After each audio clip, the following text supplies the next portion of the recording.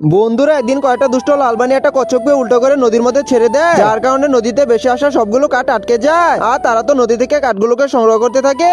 এটা দেখে তো আমি অবাক হয়ে যাই। তারপর আমি আর আমার বন্ধু মিলে কচ্ছপটাকে দড়ি দিয়ে টেনে উপরে নিয়ে এসে সোজা করে ফেলি। আর তখনই কচ্ছপটা খুশি হয়ে অনেক বড় একটা ডিম পেড়ে দেয়। তারপর আমি আর আমার বন্ধুরা মিলে ডিমটাকে নদীর মধ্যে ফেলে দিই, যার কারণে নদীতে বেশি আসা সবগুলো কাঠ আটকে যায়। আর আমি আর আমার বন্ধু মিলে নদী থেকে কাঠগুলোকে সংগ্রহ করতে থাকি। তখন আমি হঠাৎ করে দেখতে পাই দুষ্ট লালবানি নদীতে বীজ তৈরি করে আমার উপর আক্রমণ করতে চলে আসে। তাই আমি তাড়াতাড়ি করে কাঠগুলোকে বিক্রি করে আমাদের বাড়ির সীমাটে দিয়ে দিই। আর কিছু টাকা খরচ করে দুজন সৈন্যকে ভাড়া করে নিয়ে আসি।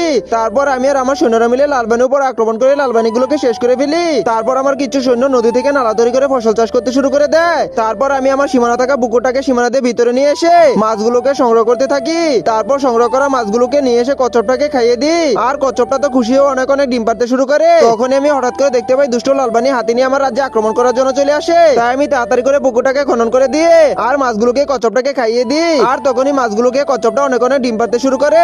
তারপর অনেক অনেক ডিম পাড়ার কারণে লালবানি তো ডিমের কারণে মারা যায়। কিন্তু তবে সুন্দর ছবিটার জন্য ভিডিওতে লাইক সাবস্ক্রাইব করলো না।